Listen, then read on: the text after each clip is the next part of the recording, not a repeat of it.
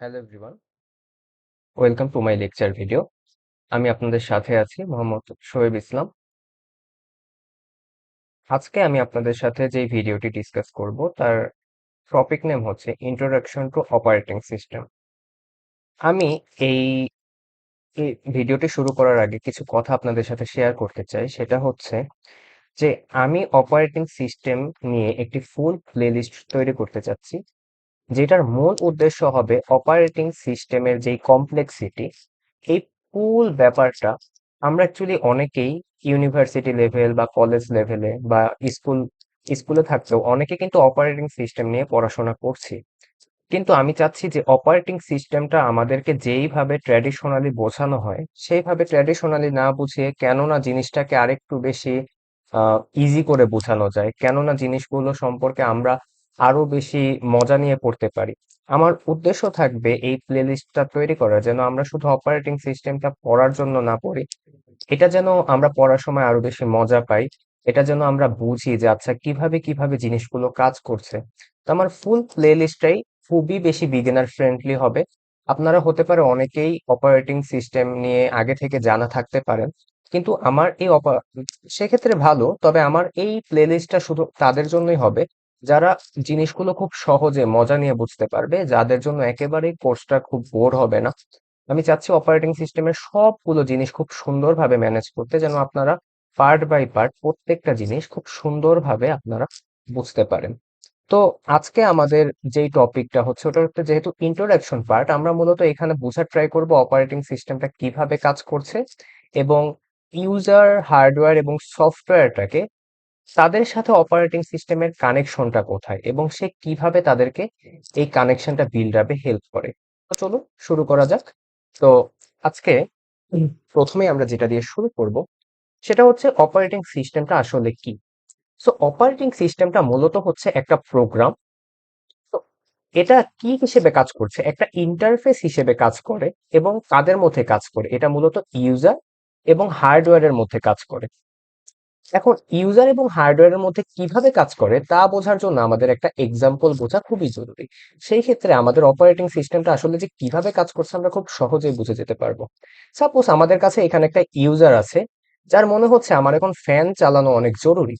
আমাদের ঘরে অনেক সময় এরকম হয় না যে আমরা ফ্যান চালাতে চাচ্ছি, কিন্তু আমাদের ফ্যান ফ্যান চালানোর সময় কিন্তু আমাদের কানেকশনের দরকার পড়ে। তো এইখানে দুটি তার দিয়ে কিন্তু আমাদের ফ্যানটাকে আমরা কানেকশন দিই, কিন্তু এরকম কিন্তু হয় না যে আমরা সব সময় দুইটি তার দিয়ে ফ্যানটাকে চালানোর সময় ফ্যানটাকে কানেকশন দিই। আমরা বরঞ্চ কি করি, একটা সুইচ ব্যবহার করি, যেই সুইচটা অন অফ এর মাধ্যমে আমাদের ফ্যানটা অন করি কিংবা অফ করি। তো ওই সুইচ অন অফ এর সাথে যখন আমাদের ইলেকট্রিসিটির কানেকশনটা থাকে তখনই কিন্তু আমাদের ফ্যানটা রান করে, তাই না? আমাদের ফ্যানটা রান করে। তো ইউজার কি সরাসরি এখানে কোনো কানেকশন প্রতিবার বিল্ড আপ করে করে না, কিন্তু ইউজারের কিন্তু ফ্যানটা চালানো জরুরি। তখন ইউজার কি করে, ওই যে আমরা কি করি, একটা সুইচ ক্লিক করি, তো সুইচ অন অফ এর মাধ্যমে আমরা ফ্যানটা চালু করতে পারি। সেম অ্যাজ লাইক আমাদের অপারেটিং সিস্টেমটাও কিন্তু কাজ করে। এখন অপারেটিং সিস্টেমটা কিভাবে কাজ করে, সাপোজ আমি আমার পিসি চালাতে চাচ্ছি, লাইক আমার হার্ডওয়্যার এখানে কি, আমার কম্পিউটার আমি চালাতে চাচ্ছি। এখন আমার কম্পিউটার চালানোর জন্য আমার কিন্তু শুধুমাত্র মনিটর থাকলেই হবে না, আমার কিন্তু কম্পিউটারের সিপিইউর দরকার আছে, আমার কিবোর্ডের দরকার আছে, আমার মাউসের দরকার আছে। তো আমি কি ওইগুলোকে খুব এইরকম তো হয় না যে আমরা ওইগুলো রান করার জন্য খুব ইজিলি হার্ডওয়্যারের সাথে সরাসরি সম্পর্কিত ভাবে কোনো কিছু করছি। আমরা তখন কি করি, অপারেটিং সিস্টেমের মাধ্যমে সফটওয়্যারটা যেন ওই হার্ডওয়্যার গুলোকে যেন অ্যাক্সেস করা যায় ওই চিন্তা ভাবনা করি। ইউজার তখন কি করে, সুইচের মতোই অপারেটিং সিস্টেমের সাথে কোনো একটা অ্যাপ্লিকেশন সফটওয়্যারের মাধ্যমে কন্ট্রাক্ট করে, এবং অ্যাপ্লিকেশন সফটওয়্যার তখন অপারেটিং সিস্টেমকে ম্যানেজ করে যে আচ্ছা ইউজার চাচ্ছে এইসব হার্ডওয়্যারের সাথে তার একটা কানেকশন প্রয়োজন। এখন অপারেটিং সিস্টেম ওইসব ইউজারের জন্য দেখা যায় সিস্টেমের রিসোর্স গুলোকে কালেক্ট করে মেমোরিতে জায়গা রাখে, কিংবা দেখা যায় সিপিইউর সাথে কানেকশন বিল্ড আপ করে বিভিন্ন ইলেকট্রিসিটি কানেকশন, কিংবা দেখা যায় যে বিভিন্ন ডকুমেন্টারি কানেকশন, ফাইল ম্যানেজমেন্ট করে, সিকিউরিটি ম্যানেজমেন্ট করে। এইভাবে অপারেটিং সিস্টেমটা খুব সুইচের মতো কাজ করে, যেন ইউজার এবং হার্ডওয়্যার দুইজনই খুব সুন্দরভাবে তাদের মধ্যে একটা কানেকশন বিল্ড আপ করতে পারে। ধরতে পারেন যে এইখানে অপারেটিং সিস্টেমটা একটা ব্রিজের মতো কাজ করতে পারছে, হ্যাঁ, ব্রিজের মতো একটা ইন্টারফেস আকারে সে কাজ করে। তো এটাকে বলা হয় as a it is a resource allocator. এটাকে রিসোর্স অ্যালোকেটর কেন বলা হয়? আমরা যদি অপারেটিং সিস্টেম নিয়ে কাজ করি তখন দেখবো অপারেটিং সিস্টেম বিভিন্ন কাজকে বিভিন্ন প্রসেসে ভেঙে ভেঙে কাজ করছে। বিভিন্ন প্রসেসে কি, ধরেন যে আমরা আমাদের পিসিতে যখন কাজ করি আমাদের অনেকগুলো ট্যাব থাকে, লাইক আমরা যখন ক্রোম ব্রাউজারে কাজ করি দেখা যাচ্ছে ট্যাব ওয়ান একটা, দেন আমরা প্লাস ট্যাব টু একটা, এরকম অনেকগুলো আমাদের ট্যাব কিন্তু পাশাপাশি খোলা থাকে, তাই না? কিন্তু অনেক সময় দেখা যায় আমরা দুইটা ট্যাবেই কাজ করছি, দুইটা ট্যাবই রান করছে। এটা তো এরকম হওয়ার কথা ছিল না, কিন্তু এই দুইটা ট্যাব একসাথে কাজ করার মধ্যে সবচেয়ে বেশি ইফিসিয়েন্টলি কাজ করছে অপারেটিং সিস্টেম। কেন? সে রিসোর্সটাকে খুব ভালোভাবে ইউটিলাইজ করছে। রিসোর্সটাকে কিভাবে ইউটিলাইজ করছে? সে দেখা গেছে প্রসেসটার মধ্যে অনেকগুলো প্রসেস একসাথে যেন কাজ করতে পারে সেই জন্য টাইমটাকে খুব ভালোভাবে ইউটিলাইজ করছে। হতে পারে এরকম, তো হতে পারে আমরা বিভিন্ন প্রসেস নিয়ে যখন কাজ করি, একটা প্রসেস সম্পূর্ণ হওয়ার পর ধরেন যে আমি চাচ্ছি যে আচ্ছা আমি গান শুনবো, তাই না? কিন্তু এরকম হলো, সরি, আমি আগের গুলো করে দিলাম। ধরেন যে আমরা P1 এরকম একটা প্রসেস আছে, এখন এই প্রসেসটা হচ্ছে আমি গান শুনবো, হ্যাঁ, আমি ধরেন যে গান শুনবো। এখন গান তো আমার গান শুনবো, পাশাপাশি আমি আরেকটা জিনিস করতে চাচ্ছি, আমি কোডও করতে চাচ্ছি, হ্যাঁ, কোড করব। আমি একই কম্পিউটারে আছি, তো আমি দুইটা আলাদা ট্যাবে দুইটা জিনিস কিন্তু একসাথে করছি। তো আমাদের অপারেটিং সিস্টেমটা এইভাবেই কাজ করে যেন আমরা একসাথে দুইটা জিনিসই করতে পারি, এটাও করতে পারি এটাও করতে পারি। তো এই জন্য ও বিভিন্ন অ্যালগোরিদম কিন্তু আমাদের ইউজ করে। হুম, বিভিন্ন অ্যালগোরিদম ও ইউজ করার মাধ্যমে এই কাজটা করে থাকে। তো দেখা যায় অপারেটিং সিস্টেমটা খুব সুন্দরভাবে রিসোর্সটাকে অ্যালোকেট করে যেন আমরা খুব সুন্দরভাবে এই প্রসেসগুলোকে রান করতে পারি। তো আমরা multiple process like P1 P2, ধরেন কোনো একটাতে আমরা গান শুনছি, কোনো একটা কোড করছি, কোনো একটাতে হতে পারে যে আমরা আমাদের বিভিন্ন চ্যাট জিপিটি ইউজ করছি। তো এরকম অনেকগুলো কাজ কিন্তু আমাদের হতে পারে। তো এরকম ভাবে সে রিসোর্স অ্যালোকেটর হিসেবে খুব ভালোভাবে প্রসেসগুলোকে ম্যানেজ করার মাধ্যমে কিন্তু কাজ করে থাকে। আর আরেকটা কথা বলা হয়েছে যে provides a platform from the application for the application software. এখন অ্যাপ্লিকেশন সফটওয়্যার গুলোর জন্য একটা ভালো প্ল্যাটফর্ম সে দেয় যেন আমরা সেগুলো যেন আমাদেরকে খুব ভালোভাবে একটা সুযোগ সুবিধা দিতে পারে। আমরা এগুলো পরে এই স্লাইডের পরে আমরা দেখতে পাবো যে সেগুলো কিভাবে কাজ করে। তো আমরা দেখি যে কিভাবে কাজ করে। তো এই পার্টটা, এখন যে টপিকটা নিয়ে আমরা পড়বো সেই টপিকটার নাম হচ্ছে অপারেটিং সিস্টেম আর্কিটেকচার। মূলত আমরা প্রিভিয়াস কনসেপ্টটাতে যেটা বুঝতে পারলাম যে অপারেটিং সিস্টেম কাজ করে, কিন্তু এখন আমরা দেখতে পারবো সে আসলে অ্যাপ্লিকেশন সফটওয়্যার ইউজার এবং সবগুলোর সাথে কিভাবে সরাসরি আর্কিটেকচার বা সিস্টেমিক্যালি কিভাবে কাজ করে। আমরা এখন যদি সেখানে যাই, তো এখন আমরা যে জিনিসটা দেখতে পেলাম, এখন হচ্ছে অপারেটিং সিস্টেম আর্কিটেকচারের আগে আমাদেরকে বুঝতে হবে অপারেটিং সিস্টেমের রোল অ্যাকচুয়ালি এখানে কি থাকে। অপারেটিং সিস্টেম এখানে অ্যাকচুয়ালি থাকে মেইন কন্ট্রোলিং সিস্টেম সফটওয়্যার হিসেবে, হ্যাঁ। মেইন কন্ট্রোলিং সিস্টেম সফটওয়্যার হিসেবে যখন কাজ করে তখন তার কাজ হচ্ছে হার্ডওয়্যার যেই আমাদের যে হার্ডওয়্যারের পোর্শন গুলো থাকে, লাইক আমাদের সিপিইউ থাকে, আমাদের ইনপুট আউটপুট ডিভাইসেস থাকে, তাদের সাথে কন্ট্রোল এবং ম্যানেজ নিয়ে কাজ করা, হ্যাঁ। তখন আমাদের কি করে, কন্ট্রোল এবং ম্যানেজটা কিভাবে সে করে সেটাও আমরা সুন্দরভাবে দেখতে পারবো এই ডায়াগ্রামটা বোঝার মাধ্যমে। আপাতত এইখানে আমরা যেটা দেখতে পাচ্ছি আরো যে সে আমাদের অ্যাপ্লিকেশন প্রোগ্রামটাকেও হেল্প করে যেন সে প্রপারলি রান করতে পারে, হ্যাঁ, প্রপারলি যেন রান করতে পারে, এবং ওয়ার্কস অ্যাজ এ ব্রিজ, এবং সে একটা ব্রিজ হিসেবে কাজ করে কার কার মধ্যে, ইউজারের মধ্যে এবং কম্পিউটার হার্ডওয়্যারের মধ্যে। কারণ আমরা ইতোমধ্যে আগে জেনেছি যে ইউজারের সাথে কিন্তু আমাদের হার্ডওয়্যারের সরাসরি কোনো সম্পর্ক থাকে না। ইউজার এবং হার্ডওয়্যারের মধ্যে সরাসরি সম্পর্ক যেন করা যায় সেই জন্য আমাদের কে কাজ করে, আমাদের এখানে ব্রিজ হিসেবে কাজ করে ওএস বা অপারেটিং সিস্টেম, ঠিক আছে, অপারেটিং সিস্টেম। তো এইভাবে আমাদের ফুল জিনিসটা কিন্তু সে কাজ করে।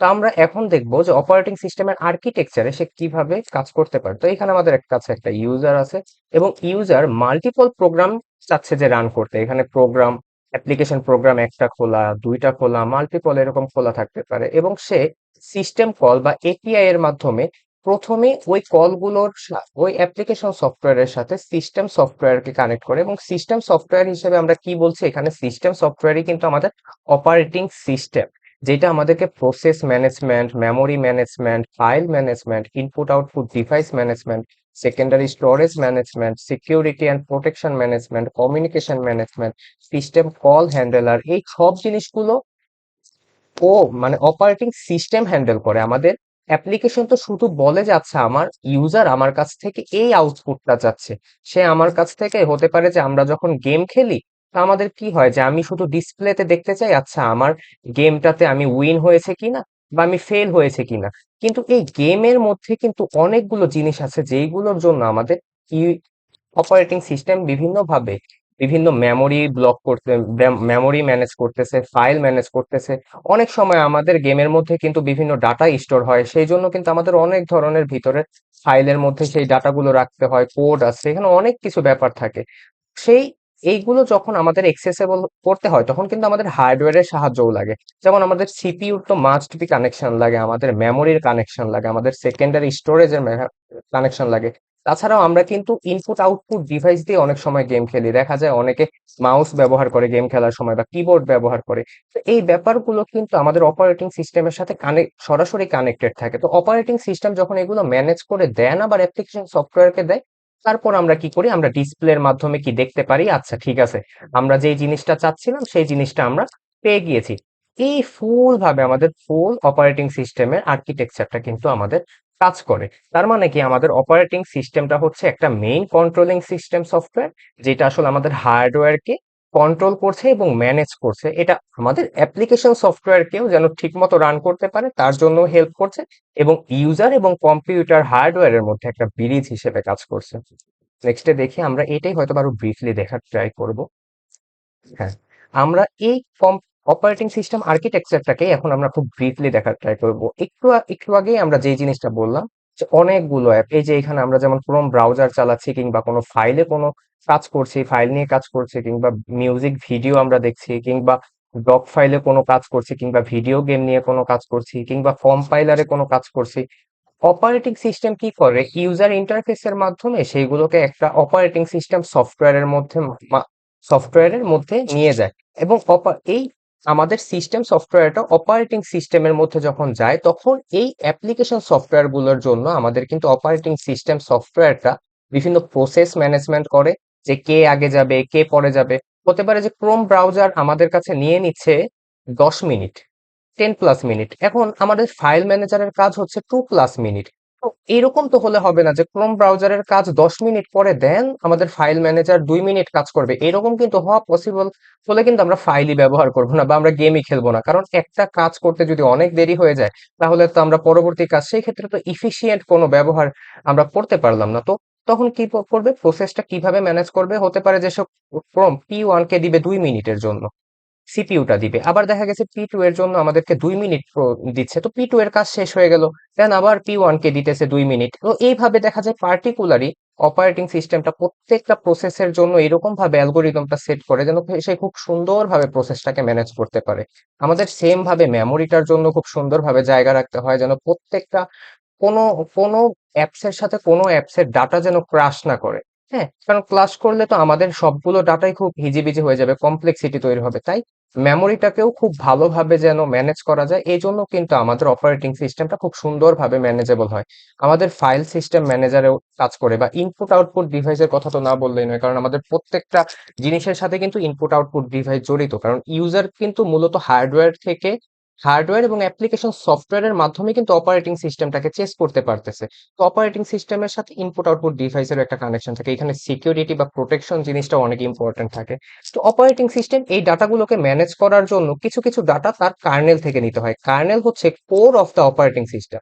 লাইক মানুষের যেরকম হার্ট থাকে বা হৃৎপিণ্ড থাকে, তো অপারেটিং সিস্টেমেরও মেইন কোর পার্টটা হচ্ছে কার্নেল।